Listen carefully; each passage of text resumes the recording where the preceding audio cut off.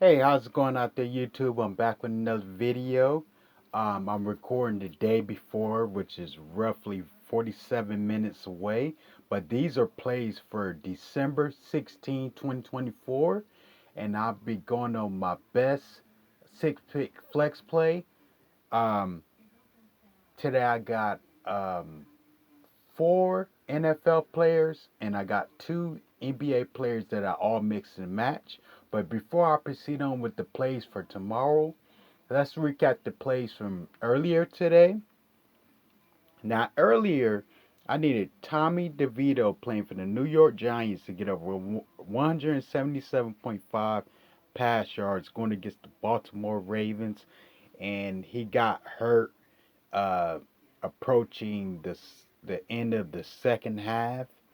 I mean, the second quarter, and they replaced him with Daw Tim Timbo or something like that.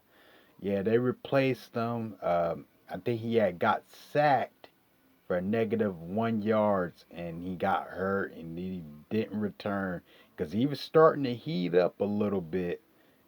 Towards the end of the second, where he was starting to get a feel of things. But yeah, he got hurt, and he didn't return, so that got a reboot. And then my second player from yesterday, I needed Marquez Valdez Scanlon to get over 36.5 receiving yards going against the Washington Commanders, and he got over with 64 receiving yards. He started off very slow. He was getting, he was either dropping a lot of passes or getting the ball overthrown or thrown behind him. But he started to pick it up a little bit in into the second quarter, and it was smooth selling from there. And he was able to get over with 64 receiving yards. Third pickup yesterday, I needed Diami Brown playing for the Washington Commanders to get over 29.5 receiving yards going against the New Orleans Saints, and he got over 30 receiving yards right there on the edge, man. He got over just in the nick of time. He had got one more catch for 2 yards, and I think he had got injured right after that play on that same play, and I can't remember if yeah, he returned. He returned later on that game, but he started dropping the rest of his passes at the end of the game. But yeah, but he was able to get over just in the nick of time.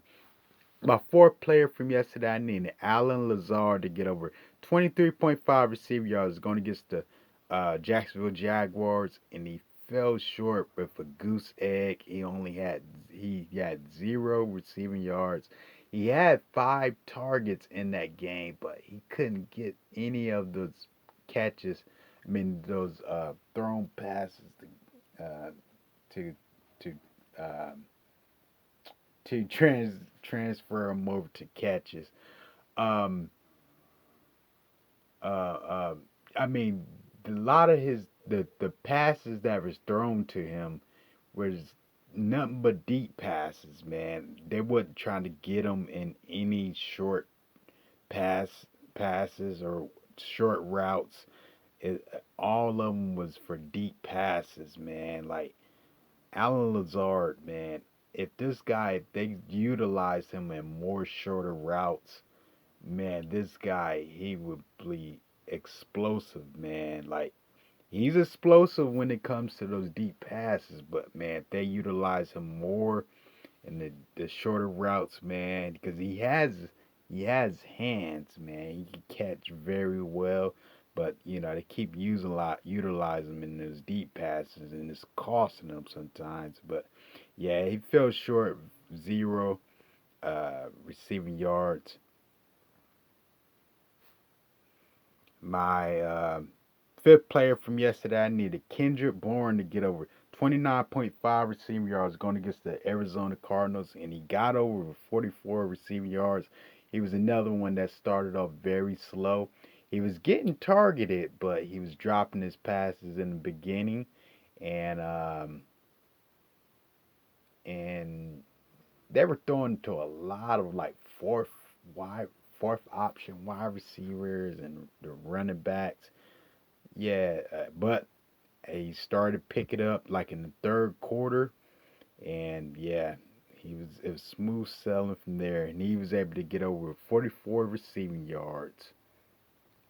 Then my last pick was no explanation needed. I needed Patrick Mahomes to get over zero point 0.5 pass yards, and he got over, man, 112. Well, just a sufficient number. But looking to proceed on with tomorrow's plays.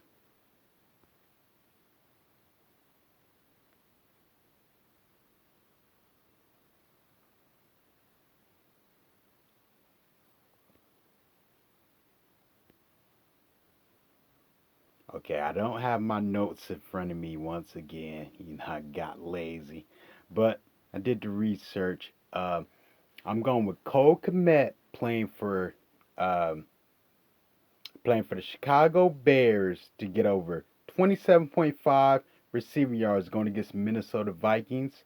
Now Cole Kmet um, has been over this line the last 3 out of 5 games. Um, Last time against Minnesota, he actually covered this as well with about like 65 yards, if I'm not mistaken. I could be wrong, but I know he was well over this mark last time he played Minnesota. And I think he played 59 offensive snaps last week. No, no, not 59. 49. 49 offensive snaps last week. And he was neck and neck with all the other wide receivers. They play like 48, 47, uh, 50. So he was right there neck and neck with all those guys. And uh, Cole Kmet, he's utilized so much. Whether, man, Justin Fields used to utilize him a lot. And now, what's his name? Williams, he's starting to utilize them a lot too. So hopefully history can repeat itself, and hopefully Cole Kmet can do the same performance as he did last time against Minnesota. So I'm gonna bank on Cole Kmet to get over 27.5 receiving yards going against the Minnesota Vikings. Second pick of the day, I'm going with Darnell Mooney playing for the Atlanta Falcons to get over 50.5 receiver yards going against the Las Vegas Raiders. Uh, Darnell Mooney played, uh, what was it? 70 offensive snaps last week, and I think Drake London played 73, so he was just a little well off 73. And Las Vegas Raiders, man, they're giving up big yardage to secondary wide receivers. And Darnell Mooney has been on fire, man. Last game, I think he had 141 yards. Man, that guy, I think the momentum's steady going. And I think the Falcons still are in the bubble. I think they still may have a chance depending on uh, other teams win or lose. I think they may still have a slight chance to make a wild card factor, but I don't know. But I think they're gonna try their best, no matter no nonetheless. And Darnell Mooney, man, that guy's a beast, man. Very, very great route runner. So I'm gonna bank on Darnell Mooney to get over 50.5 receiving yards going to the Las Vegas Raiders. My third pick from my third pick for today, I'm going with Trey Tucker playing for the Las Vegas Raiders to get over 22.5 receiving yards going against the Atlanta Falcons. Now Trey Tucker, he has been quite quiet lately.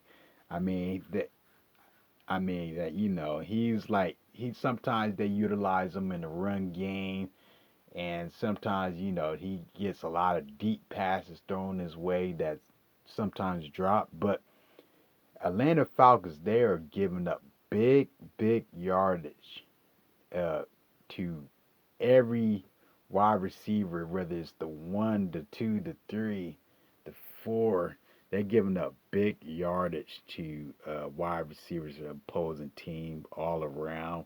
And Trey Tucker, I think this is the time for him to come back alive because he can catch some bombs, man. And I think, and he catches a lot of short route passes, like 4, 5, 6, 7 yards at a time, and those will add up. And I think all it takes for him to catch two medium long passes like 10 yards and then one for like 15 yards and he can cover it right away. And so uh, I'm a bank on, and I think the quarterback is going to be Riddler, and he was a former quarterback for the Atlanta Falcons last year. So Riddler may uh, try to get some revenge, off the Falcons. So I'm gonna bank on Trey Tucker to get over 22.5 receiving yards going against the Atlanta Falcons.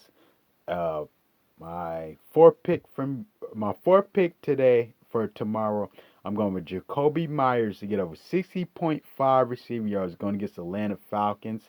Now, oh yeah, I'm sorry, guys. Trey Tucker played 59 offensive snaps last week. I now proceed back over to Jacoby Myers. Now, Jacoby Myers played 61 offensive snaps counts last week. Now, see, Trey Tucker and Jacoby Myers is neck and neck, but like I said, Atlanta Falcons, they're giving up receiving yards to every caliber player from opponent teams, and Jacoby Myers has been on fire, man, lately. And yeah, like I said, man, Jacoby Myers, he's very consistent. Coming over from the New England Patriots, man, bringing that momentum over to the Las Vegas Raiders. He's been very consistent, even when Devontae Adams was over there. Jacoby Myers still was just, man, he was outshadowing Devontae Adams some games, and he's still continuing over to that same momentum.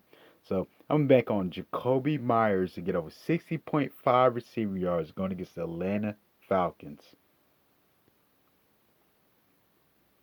Okay, now we're shifting over to NBA.